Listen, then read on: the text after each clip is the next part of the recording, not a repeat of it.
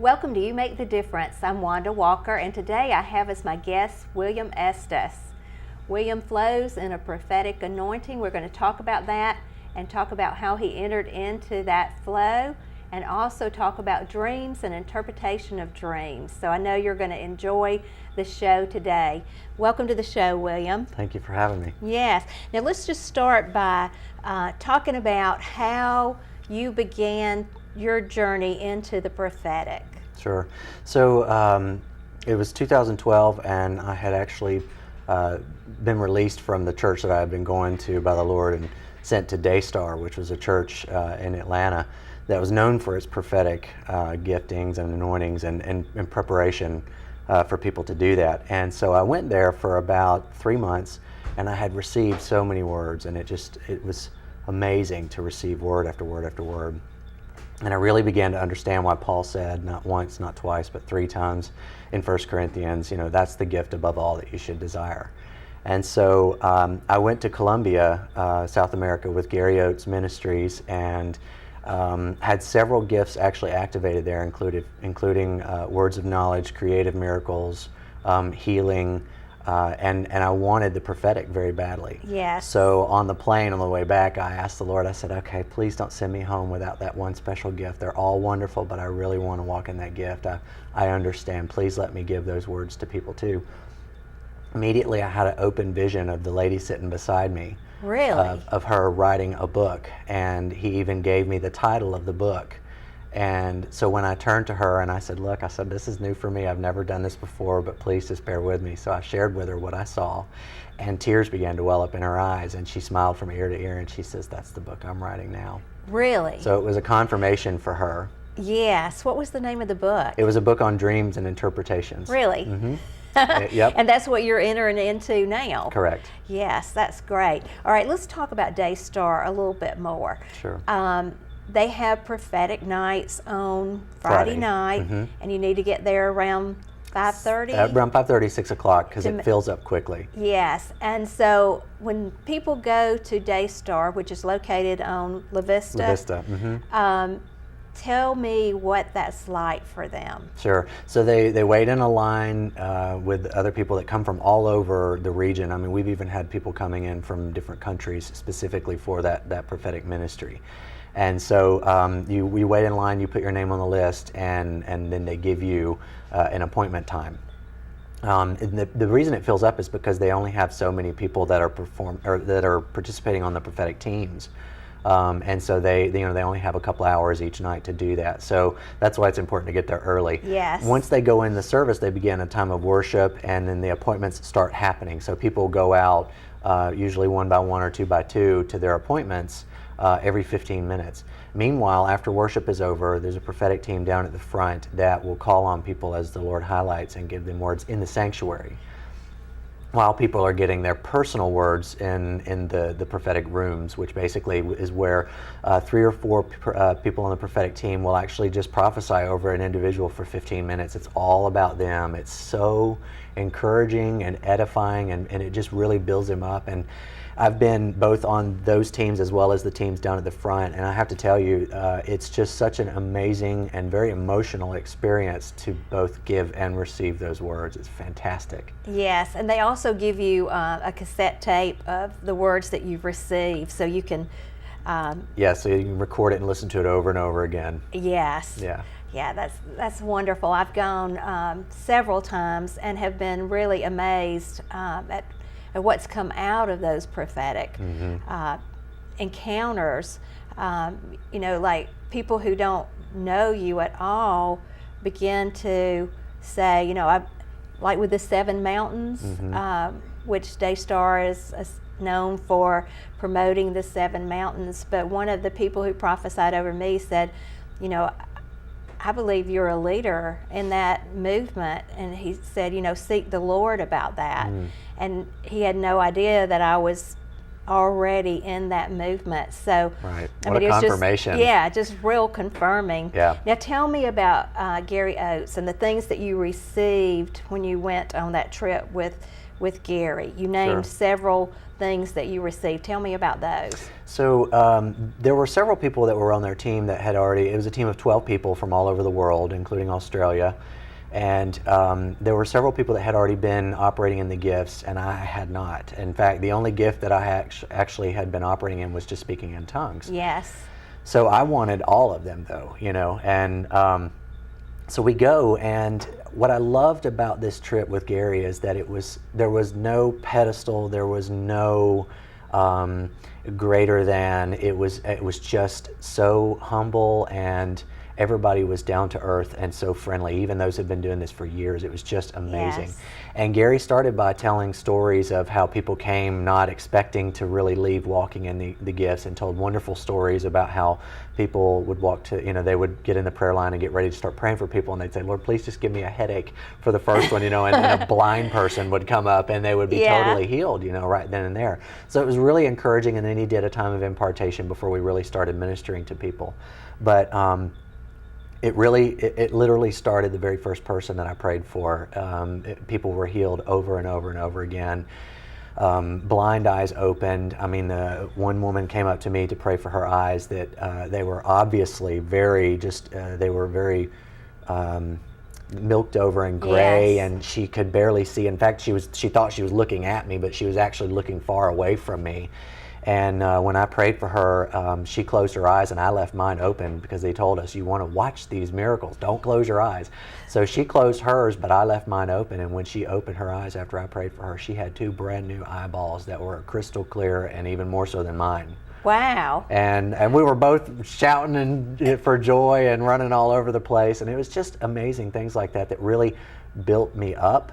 And so when we got to the time of words of knowledge, Gary told us en route to this place, get ready, we're doing words of knowledge, so listen out. So I got quiet in my spirit, and I said, okay, Lord, I said, I know that you wouldn't send me all the way from America just to send me back in shame. I said, so let's have it. So, and right when I said that, immediately I had an open vision of a woman I saw a back view of her, and she had her hand on her left backside, and I saw through her. She became transparent, and I saw through her a cartoon-like red throbbing kidney. Wow. And it was just throbbing like this, yes. And I knew it was her left kidney.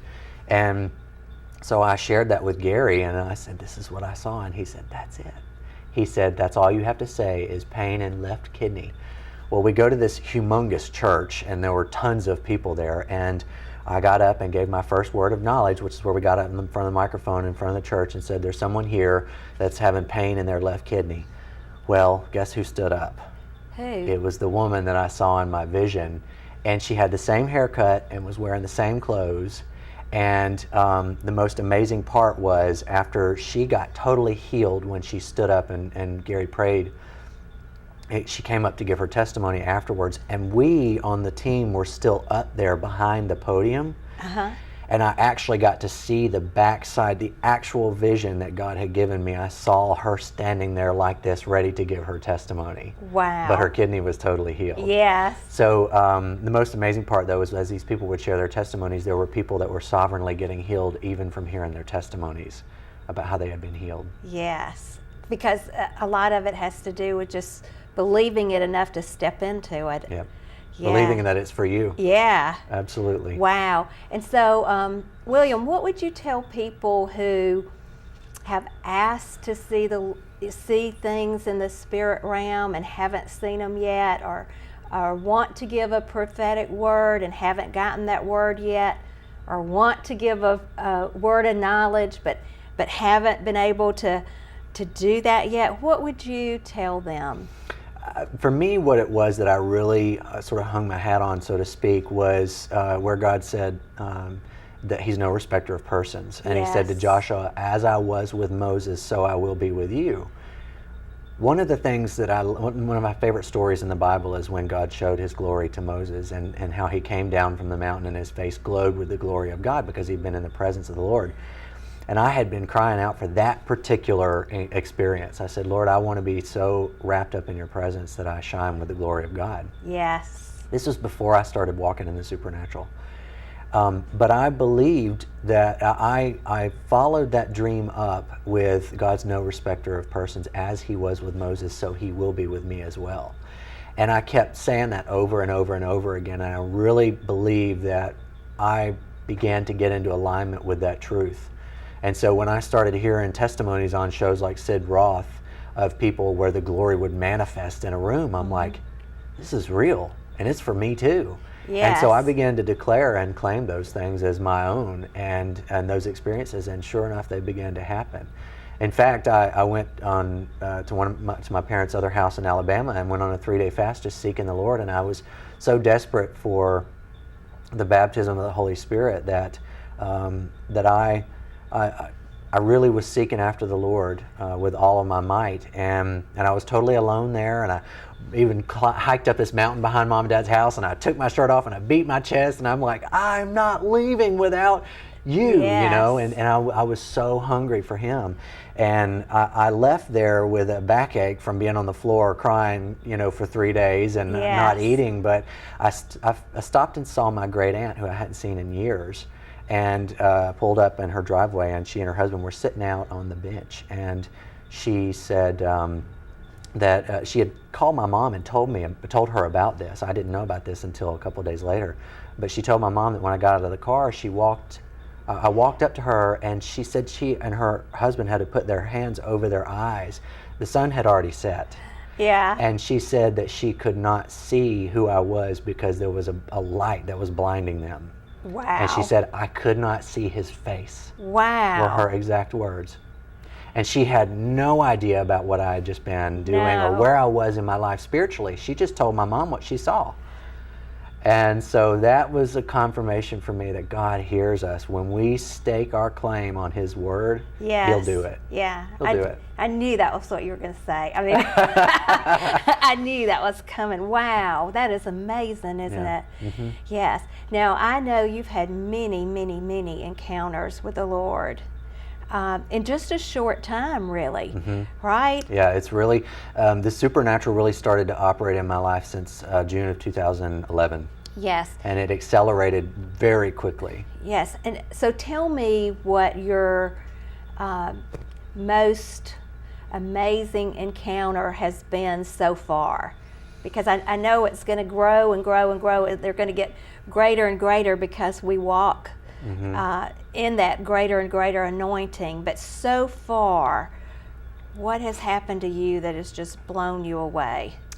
I think it would have to be one of the trips to heaven. Each trip to heaven where the Lord's caught me up to heaven has been an amazing experience, and it's hard to say one would be more, dramatic than the other, but I think for me, one of the most powerful encounters was when I was at a conference here in Atlanta, and during worship, I had been caught up before the Lord, and I was actually in a boat, in a canoe with Jesus on the sea of glass and the throne, before the throne, and there was all kinds of thunderings and lightnings and worship scenes, and it was just there was so much going on. If people think that heaven's boring, you get that out of your mind, because it is not boring at all. It's the most energetic, amazing, and fun place ever, and we've only caught glimpses of it.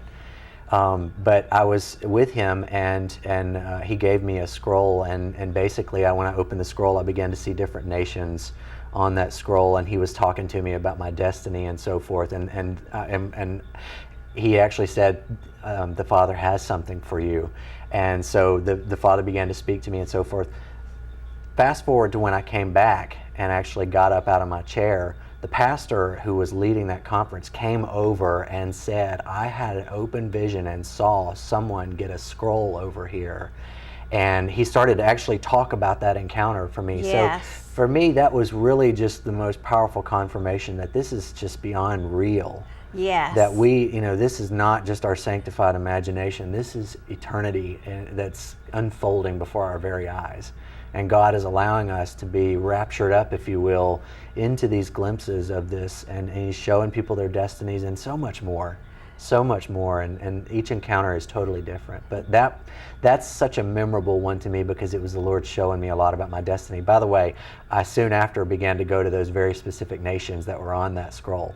Yes, and in that order. Oh, in that order. In that order. And that was through your work, or both work and personal. The next trip that I saw was Australia. Well, Yes. I went to Australia about 2 months after that conference. and tell me how that lined up. How did you decide to go to Australia, or how did that opportunity come to you? Well, I had in Colombia. Yes. One of the people that was on the trip was my now dear friend Jenny Bilby, who is from Australia, and we just hit it off. She was such an amazing woman. She's older than I am, and I looked up to her as a spiritual mother from the get-go. And she had a vision of me ministering at different places in Australia, and she said, "I feel like you're supposed to come to Australia." And in a very short time, the Lord ended up confirming that for me while I was in Israel. And then from there, it was like a month later, I was in Israel, or I was in Australia. Yes. And so it just, nation after nation directly, as in that order of that scroll, it was amazing. And I know that one of those nations would be Israel, right? Correct, yeah. Actually, that was in the very center, and I felt like that was for me because Israel is in the center of my heart, which I'm returning to again in October for the 4th time.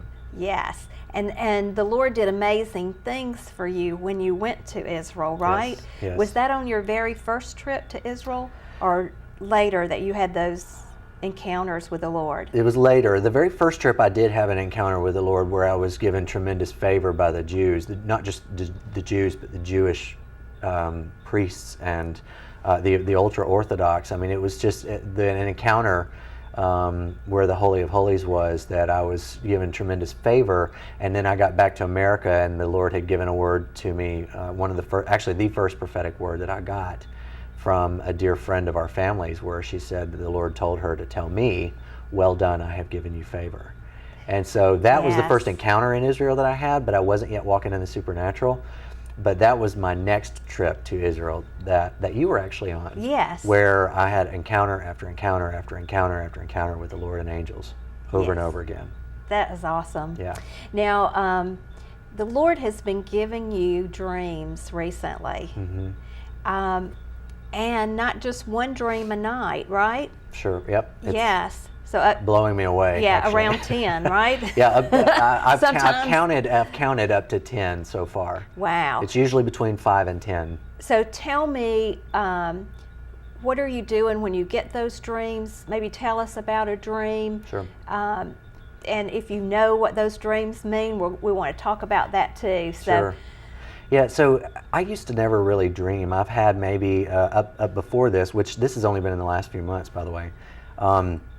I had maybe a handful of dreams, 3 of which were before I got saved and 2 of which were after that were very profound, that I remembered every detail. That changed in recent months, where I began to dream many dreams per night, and they were all very vivid, and I was remembering them, and they were very powerful, and I knew that each of them had significance to them. I didn't yet know what they meant, and I didn't know how to interpret them yet. And it was like when my eyes were first opened in the spirit realm, I was having visions constantly throughout the day, and I didn't really know what all of them meant. yes. So for me, this is the second time now where God's almost sort of turned something on, if you will. Yes. And it's like trying to drink from a fire hydrant. But it speaks to me that once these gifts are turned on, they flow and they flow and they flow. But I began to have these dreams, and it was getting to where it was hard for me to get up in the middle of the night and actually type each one of them out, because I journal a lot. And so I got a recorder to keep by my bed, just a little handheld recorder that I can actually just quickly speak the main points of each dream and then go back to sleep. So I wasn't getting any sleep trying to type all these Yes. dreams each night, But as soon as my head hit the pillow, I'd have another dream and get up and write it down and so forth. So it's just been a learning experience for me, a very accelerated learning experience. Some of the dreams have been warnings. Some of them have been destiny dreams. Some of them have been prophetic dreams for others, for this nation, wow. for the world, for Israel. So I'm really learning how to interpret that, because at first I started having dreams with other people in them, and I thought, oh my goodness, I need to tell this person, It was so vivid about this person, and I thought that it was a warning for them, but I found out through another woman who was in Colombia, actually, who was a dream interpreter who I've kept in good contact with, that a lot of about 90% of the dreams that we have with others in them are actually about us, but the Lord uses them through metaphors to speak, like their character may represent what God wants to demonstrate to us in a dream. So an example would be how I had a very disturbing dream, actually. We were in the midst of a conference where Bill Johnson and Randy Clark were here in Atlanta, and my mom and I were going to this conference downtown every single day. Well, in the middle of the conference, I had a dream one night that I had these large, my skin was itching terribly, and when I lifted my shirt up, I had these large white seeds coming out of my skin. They were poking out of my skin, and it was one of those that just you felt very violated. It was like this was very invasive, and I looked in the mirror and I was terrified, and so I went to the doctor, and this doctor was a man, and he said, we're going to have to use tweezers to get these out. And then I woke up. I was terrified by this dream, and I didn't know what it meant. So immediately I started praying with my mom that morning. We need to pray something off of me. Something's on me, And but that wasn't it. That was my instinct, but that wasn't it. And found out from an interpretation book that I had gotten. I looked up what that meant, if something's under your skin. And basically interpretation was that God was bringing something to the surface that was inside of me that is very irritating, that he wanted to deal with very delicately, which is what the tweezers represented. He wanted to take very good care of it. And the seeds were white because they represented something that was of righteous nature. It turns out it was my mom. There was things buried from our past, and I've always been very close to my mom, so that's why I never would have thought this. But the interpretation was that God was dealing with things with me and my mom that was about to manifest. It was about to come to the surface that I needed to handle delicately. And sure enough, that day, but I had not yet read the interpretation, that next day after we prayed, my mom really started getting on my nerves. Really irritating me. I mean, just everything that she did and said, just drinking her drink or chewing her gum, it just irritated me. And it hit me. And I read that in that, and so the next morning I confessed that to her, and I said, Mom, I'm sorry that I was snappy yesterday. And she said, I really am sorry for things that had happened in our past. And it was just an amazing moment of reconciliation that God just totally healed both of us of that, like that. So that was a good warning dream that he was dealing with something. But he used that man who was the doctor. That was him. He really wanted to take. He was the great physician. He wanted to deal with it delicately. And the way that I approached my mom was not normally the way that I used to would have done something. I used to would have been very abrasive about something like that, but I knew to be delicate. And so it was just an amazing moment of redemption that God did. And your mom just adores you, doesn't she? And your mom is very special to you because she has prayed for you for years and years and years. And and that's good that that's over, right? Yep. And then we've not had issues since. It's just amazing. All right. So tell me about another dream that you've had during this time, and what you have come to know that it means also. A destiny dream. Tell me a destiny dream. Well, this one's for all of us, and this is probably one of the most profound dreams that I've ever had, and it's for now. I was in it looked like a gym, like a sports gym, with other Christians and Jews. And there were rows and rows and rows of glass showcases. And these glass showcases had treasures beyond imagination. Jewels that were this big, and they were like colors that we've never seen or experienced here on Earth. There were plaques there were places where inventions had not yet been put, but there was a place for the invention to be put, and it had the name of the invention on it, and then there was another one that was. There were objects that I particularly was drawn to. I was really drawn to the jewels, and I was drawn to things that were American in nature. In other words, there were things that had the American flag on them or wrapped around them, and a lot of them were actually made of ivory. And then I was very drawn to a ring, a very imperial-looking ring that I knew by the Spirit was given to a former president by Queen Victoria. Wow. And so down in the front of the room, we were just amazed. We were all looking at these showcases, just in awe of these amazing. They were treasures, is what they were. Every one of them. It was wealth. It was treasures and wealth. And down in the front, where the coach's office would be, was a set of glass windows, and I could see people scurrying around, and I knew by the Spirit they were the ones that currently controlled all that wealth.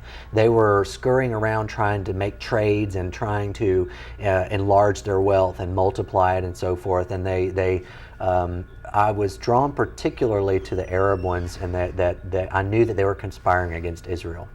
And I looked above the coach's office and noticed that where the ticker would have been, it was actually counting down with biblical verses. It was Joel 2. Wow. And it was on Joel 2:24, 25, 26, 27, and it kept going. When it got to Joel 2:28, the doors on the coach's office slammed shut and locked, and the showcases opened up. And we were given bags to take all this wealth with. Yes. And the ones that were controlling the wealth were terrified. They were horrified, screaming obscenities. And I knew this was about the great transfer of wealth. And as we would fill these, we were given more bags. And we had no remorse, no guilt, no shame about taking this. This was something we were born to take. Yes. And so it was stored up for the righteous. There's no doubt about that. Yes. And so that was the Lord showing me that God is preparing the great transfer of wealth, and particularly for the Christians and the Jews, and for the restoration of Israel. Yes, because Joel 2:28 says, it's talking about where the Spirit of the Lord is poured out upon all men, and that chapter talks about the restoration of Israel. Yes. It says that He will restore their treasures. Yes. Yeah, and we also believe in the transfer of wealth that's coming. Yep. And that was the transfer of wealth, wasn't it? The Lord says it's time. Yes, it's time. It is. And let's just give a few, we've got about 2 minutes or less, a few ways that people can know how to interpret their dreams.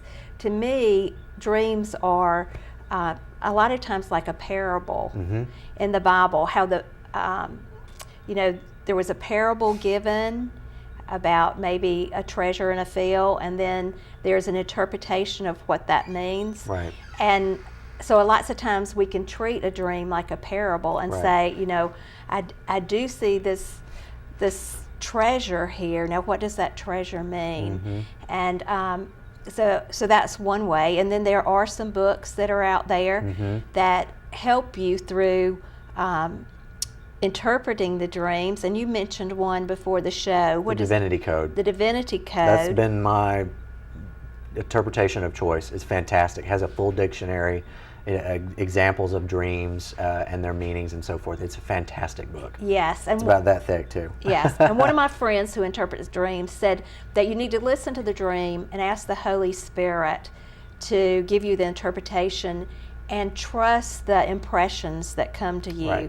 Right. And so lots of times you'll just know what the dream means. Okay. Well, thank you, William. That was great and awesome. Thank you very much. And I'd just like to thank you for watching You Make the Difference, and to remind you that you truly do.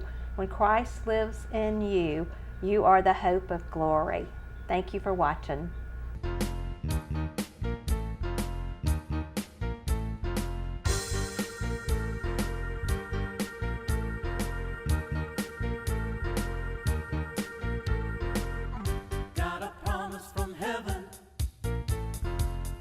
It's a year of replevin